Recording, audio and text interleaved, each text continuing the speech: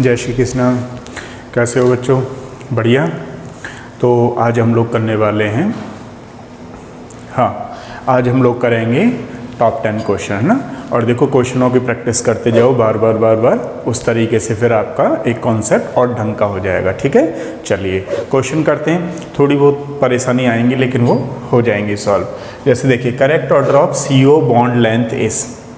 देखिए, इसका एक कॉन्सेप्ट है जिसको हम सिनर्जिक इंटरेक्शन बोलते हैं और कोऑर्डिनेशन कंपाउंड में आता है। और अगर हम वैसे देखना चाहें तो बहुत बड़ा कॉन्सेप्ट हो जाएगा। मैं आपको इसको एक ट्रिक से सिखाता हूँ, ठीक है। वो ट्रिक खराब नहीं जाएगी, आपको ऐसे समझना है। देखो, कभी भी आपको क्वेश्चन पूछे कि बॉन्ड लेंथ का ऑर्डर बताओ, तो यहाँ पे कॉम्प्लेक्स पे चेक करो। जितना ज़्यादा नेगेटिव चार्ज होगा किसी पे, उसकी बॉन्ड लेंथ ज़्यादा होगी। CO बॉन्ड लेंथ ज़्यादा होगी, किसी पे नेगेटिव चार्ज ज़्यादा होगा। ठीक है, बात चल रही है यहाँ पर CO बॉन्ड लेंथ की। लेकिन अगर किसी कॉम्प्लेक्स पे सपोज करो पॉजिटिव चार्ज आ जाए, ठीक है, तो उसका वहाँ पर बॉन्ड ऑर्डर ज़्यादा होगा। ये आप बिल्कुल फिक्स बना लो इसको। अगर मैं आपको इसका कॉन्सेप्ट समझाऊंगा तो बहुत डिटेल में है, लेकिन फ़िलहाल के लिए आप कभी मैं कहूँगा MC की मेटल कार्बन की बॉन्ड लेंथ कम हो जाएगी, घट जाएगी, बढ़ जाएगी, वो आप सब छोड़ दो। एक कॉन्सेप्ट ध्यान रखो, किसी कॉम्प्लेक्स पे नेगेटिव चार्ज जितना ज़्यादा आएगा उसका कार्बन CO कार्बन ऑयल की बॉन्ड लेंथ ज़्यादा होंगी। ठीक है, किसी कॉम्प्लेक्स पे पॉजिटिव आएगा उसका बॉन्ड ऑर्डर उतना ज़्यादा होगा या बॉन्ड स्टेबिलिटी भी इसमें उतनी ज़्यादा होगी। अगर हम बात करें, देखो यहाँ पे कोई भी नेगेटिव चार्ज वाला नहीं है, यहाँ पे नेगेटिव चार्ज वाला है। एक और देख लेते हैं, यहाँ देखो पॉजिटिव है, ये गलत है। यहाँ न्यूट्रल है, ये गलत है, ये गलत है। तो आपके पास, हमारे पास कौन सा बचा? जितनी ज़्यादा नेगेटिव होगी, नेगेटिव फिर न्यूट्रल फिर पॉजिटिव। इसका एक अलग से कॉन्सेप्ट है क्योंकि ये क्या है, लुईस एसिड। तो यहाँ पर ये देता है तो ये पॉजिटिव के बाद इधर जाएगा। जैसे एक आध बच्चे को लगेगा सर ये न्यूट्रल वाला लास्ट में क्यों आ गया, इसका एक अलग से कॉन्सेप्ट है। आप लोग जानते हुए लुईस एसिड होता है, ठीक है, बैक बॉन्डिंग होती है। तो ये आपको समझ में आ गया। देखिए क्वेश्चन नंबर 2।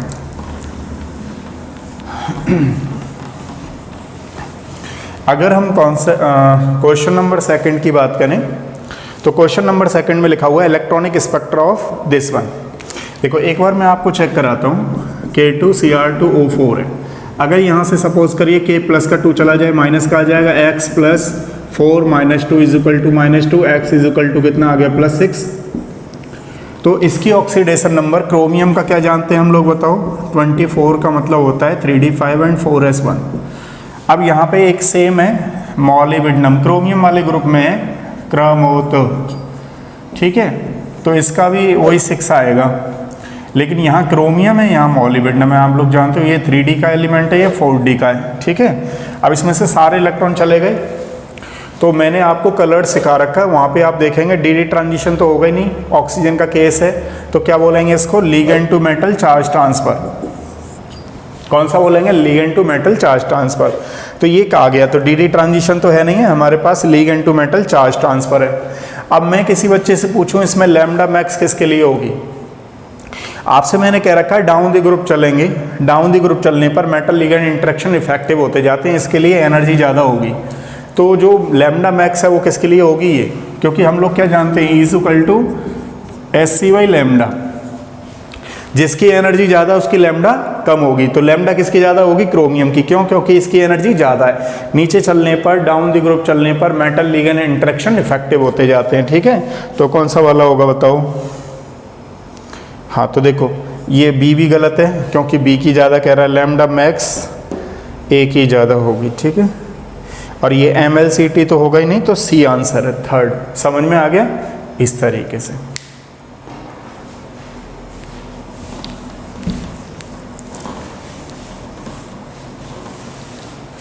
देखो अगला क्वेश्चन है रेट ऑफ सॉल्वोलिसिस।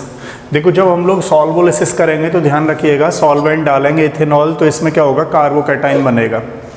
स्टूडेंट आपको क्या ध्यान रखना है कि देखो यहाँ से अगर Br चला गया तो ये यहाँ पे ध्यान दीजिएगा पॉजिटिव आ जाएगा, यहाँ से Br चला गया तो ये पॉजिटिव आ जाएगा और ये पॉजिटिव आ जाएगा, ठीक है। ध्यान दीजिएगा, ये नॉन क्लासिकल बोले जाते हैं, ये क्लासिकल बोला जाता है। तो ये 3 डिग्री कार्बोकैटायन ज़्यादा स्टेबल होगा, तीसरा वाला। एक दोबारा से सुनना, ये जो चोंच सी देख रहे हो आप लोग, देख रहे हो ना ये वाली चीज़, ये क्या होता है? अनस्टेबल होता है। ऐसे जब 84 देखो आप, तो ये वाला जो होगा वो इसके केस में स्टेबल होगा। ये नॉन क्लासिकल कार्बोकैटायन है, तो ध्यान रखना सबसे पहले तो ये, तो फिर हो गया सी। अगर इन दोनों में कभी देखने को मिले आपको, ये बिल्कुल आप जो देख रहे हो ना, ये अनस्टेबिलिटी को जाता है, तो फिर ये है ना इस तरीके से, फिर हो जाएगा ए एंड देन बी। तो यहाँ पे ये देखना, ठीक है। फोर्थ आंसर होगा, कार्बोकैटायन की स्टेबिलिटी लगानी है। ऑलवेज रिमेंबर, इसकी स्टेबिलिटी कम होती है, ये अनस्टेबल टाइप का होता है, उससे स्टेबल ये हो जाएगा, ठीक है। देखिए अगला वाला है फोर्थ वाला, the entropy change for the reversible adiabatic process. Adiabatic process के लिए जो हीट होती है, change in heat in zero, ठीक है। तो एंट्रोपी भी कैसी होगी, जीरो, ऑलवेज रिमेंबर, ठीक है, रिवर्सिबल प्रोसेस के लिए। नेक्स्ट नोट करिए, अगला क्वेश्चन करते हैं। देखिए बच्चों, इसको करते हैं, the most stable conformation of 2-फ्लोरो-इथेनॉल इज। देखिए इसको थोड़ा सा अगर हम लोग लिखना चाहें यहाँ पे, तो इसको ऐसे लिख सकते हैं, 2-फ्लोरो-इथेनॉल इज, ठीक है। एक कार्बन कार्बन है, तो कार्बन कार्बन मान लीजिए सर्किल में चला गया, एक डॉट पे चला जाएगा जो हाइड्रोजन वगैरह हैं। तो आप लोग जानते ही हो, जीओसी में मैंने कराया था आप लोगों को, ठीक है। इस तरीके से एक कार्बन सर्किल में चला गया, एक कार्बन डॉट पे चला गया। अब आपको यहाँ पे क्या ध्यान रखना है, जनरली जो होती हैं वो staggered form are more stable without any hydrogen bonding. अगर हमारे पास कोई हाइड्रोजन बॉन्डिंग का केस नहीं है, तो आप लोग जानते हो कि स्टैगर्ड फॉर्म जो होती है वो ज़्यादा स्टेबल होती है, ये वाली, बिकॉज ऑफ बल्कि ग्रुप दूर रहेंगे तो स्टेरिक एंट्रेंस नहीं होगी। लेकिन कहीं पर अगर हाइड्रोजन बॉन्डिंग वाला केस आ जाए, तो आपको मालूम ही है पास में एक्लिप्स्ड हो नहीं सकती, क्योंकि स्टेरिक एंट्रेंस होगा, दो ग्रुप पास रहेंगे। तो ये कितने डिग्री पे रहेंगे, रहना चाहेंगे, गॉच फॉर्म रहना चाहेगी 60 डिग्री पे बनी हुई, जिससे कि हाइड्रोजन बॉन्डिंग भी होती रहे, यानी सेकेंडरी फोर्स ऑफ अट्रैक्शन भी मिलता रहे उसे, और स्टेबल भी रहे। तो क्या यहाँ पे हो रहा है आपको OH, और इसमें देखिए ये तो एक्लिप्स बनी हुई है, इसकी नहीं होगा। अब यहाँ अगर देखें, ये हाइड्रोजन लग रहा है, अब देख रहे हो आप लोग, इसको क्या करेंगे, ये OH और ये फ्लोरीन, यहाँ पे जो OH है ये वाला हाइड्रोजन इस वाले के कांटेक्ट में आएगा, तो इंट्रामॉलिक्यूलर हाइड्रोजन बॉन्डिंग होगी, गॉच फॉर्म है, तो ये ज़्यादा है। अब ये क्यों नहीं हुए, जरा समझिएगा एक बार इसको, ये एक्लिप्स्ड हो गए एक दूसरे के आगे पीछे, स्टेरिक एंट्रेंस होगी, नहीं होगा स्टेबल। ये देखो स्टैगर्ड फॉर्म हो गई। स्टैगर्ड फॉर्म तब चलती है जब कोई हाइड्रोजन बॉन्डिंग का केस ना होगा। हाइड्रोजन बॉन्डिंग का केस आ गया तो मैंने आपको बता ही रखा है, गॉच फॉर्म को लेंगे, ठीक है, तो ये स्टेबल नहीं होगी। तो कौन सा आंसर आ गया हमारे पास, सेकेंड। नेक्स्ट क्वेश्चन देखते हैं।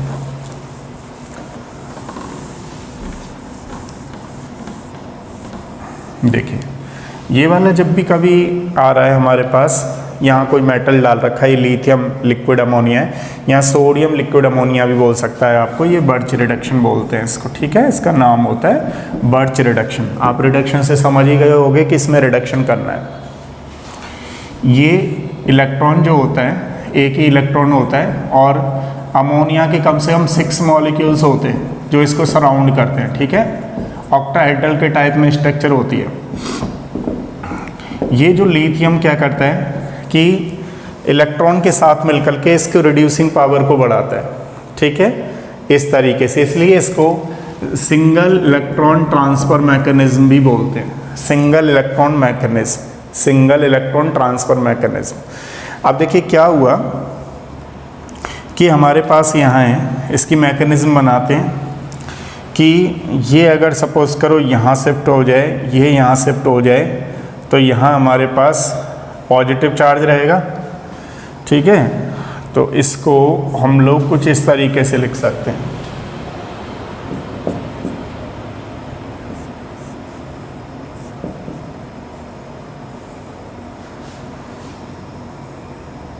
इस तरीके से, ठीक है। अब ये लिथियम आ जाएगा, अपना इलेक्ट्रॉन दे करके इसको तो यहाँ इलेक्ट्रॉन कर देगा। अब ये जो इलेक्ट्रॉन है हमारे पास, है ना, H+ आइंस जैसे डालेंगे तो ये H+ आइंस, दोबारा से समझिएगा, लिथियम अपना इलेक्ट्रॉन इसको डोनेट कर देगा, तो लिथियम पॉजिटिव हो जाएगा, एक इलेक्ट्रॉन यहाँ पे आ गया हमारे पास, ठीक है। अब क्या करेगा, जैसे हम लोग इसमें H प्लस आइंस जाएगा और H प्लस आइंस इस पर अटैक कर जाएगा, तो क्या हुआ बताओ, यहाँ पे रिडक्शन हो गया, इसीलिए इसको बर्च रिडक्शन बोलते हैं। मतलब पहले से भी हाइड्रोजन है और हाइड्रोजन लग गया, एक हाइड्रोजन यहाँ था, तो इस तरीके की जो रिडक्शन होगा इसको हम लोग क्या बोलेंगे, बर्च रिडक्शन।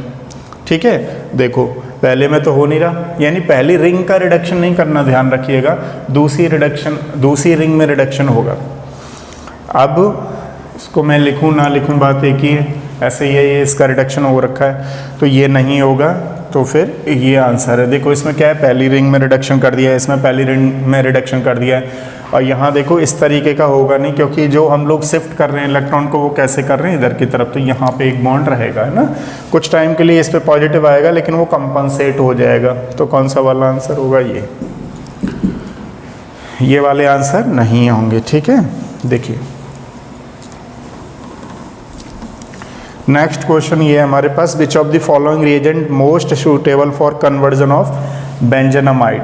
देखिए हमारे पास ये बेंजेनामाइड है, आप लोग जानते ही हो, ठीक है, ये बेंजेनामाइड है, इसमें हम क्या डालें ताकि हमारे पास बेंजीन नाइट्राइल बन जाए, ये CN बनवा रहा है, तो क्या डालें बताओ, आप लोग जानते हो डिहाइड्रेटिंग एजेंट डाल दो इसमें से, है ना, H2O निकाल दो, जब H2O निकालोगे तो हमारे पास CN बन जाएगा, बन गया ना, तो ये P2O5 क्या है, डिहाइड्रेटिंग एजेंट है, ऑलवेज रिमेंबर। ठीक है, देखो ये वाला क्या है, एनिलीन वगैरह बनाने में, डाइजीनियम सॉल्ट वगैरह बनाने में काम में लाया जाता है। ठीक है, ये बेस है, कहीं एसिडिक का होता है तो वहाँ पे एब्स्ट्रैक्ट करता है एसिडिक हाइड्रोजन को, वो भी ये सॉल्ट है। ठीक है ना, इस तरीके से, तो हमें डिहाइड्रेटिंग एजेंट डालना है।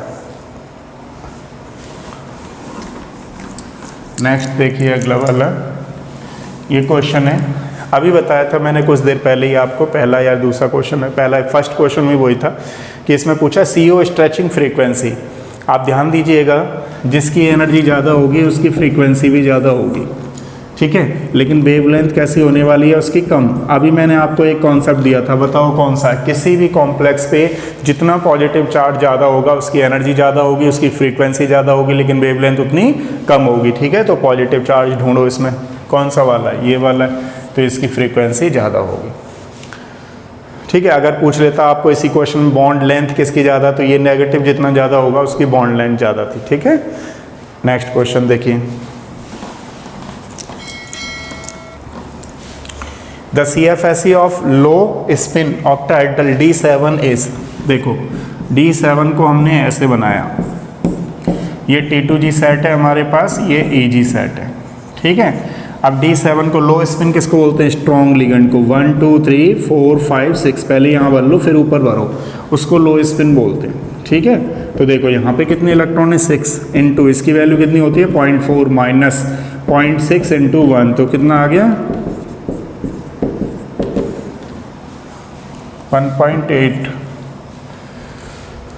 ऑक्टाहेड्रल फील्ड है इसलिए ऑक्टाहेड्रल फील्ड कर देंगे।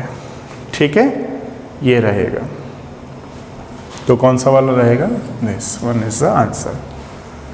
ठीक है, अब देखो नेक्स्ट क्वेश्चन हमसे पूछा है, in the following ions all bond length are not equal. देखिए ये प्लेनर स्ट्रक्चर है, इसमें sp2 हाइब्रिडाइजेशन है, ये प्लेनर स्ट्रक्चर है, इसलिए ऑल बॉन्ड आर सेम, इसको नॉन पोलर बोलते हैं। ठीक है, देखो ये स्क्वायर प्लेनर स्ट्रक्चर है, इसके भी ऑल बॉन्ड आर सेम, क्योंकि इसका charge and distance 0, non polar molecules है। ठीक है, देखो ये टेट्राहेड्रल है, इसके भी चार्ज एंड डिस्टेंस सारे के सारे सेम होंगे, तो हमारे पास कौन सा रहा आंसर, ये। इसका डाइपोल मोमेंट होगा, ध्यान रखिएगा, और डाइपोल मोमेंट होने की वजह से ये पोलर होगा तो इसके बॉन्ड इक्वल नहीं होंगे। जो नॉन पोलर मॉलिक्यूल्स है उसके सारे जो बॉन्ड होते हैं वो पोलर होते हैं। ठीक है, तो ये थे बच्चों हमारे 10 क्वेश्चन, आप इनको करिएगा और आपको काफ़ी मज़ा आएगा अगर आपके थ्योरी कॉन्सेप्ट क्लियर है तो। अगर थ्योरी कॉन्सेप्ट क्लियर नहीं है तो आपको थोड़ी थोड़ी चीज़ों में लगेगा कि अच्छा ये चीज़ें कैसे है ना, तो वो समय के साथ साथ आपको चीज़ें आ जाएंगी, और इनको करते रहिए, शेयर करते रहिए। नेक्स्ट वीडियो के साथ मिलते हैं, थैंक यू सो मच।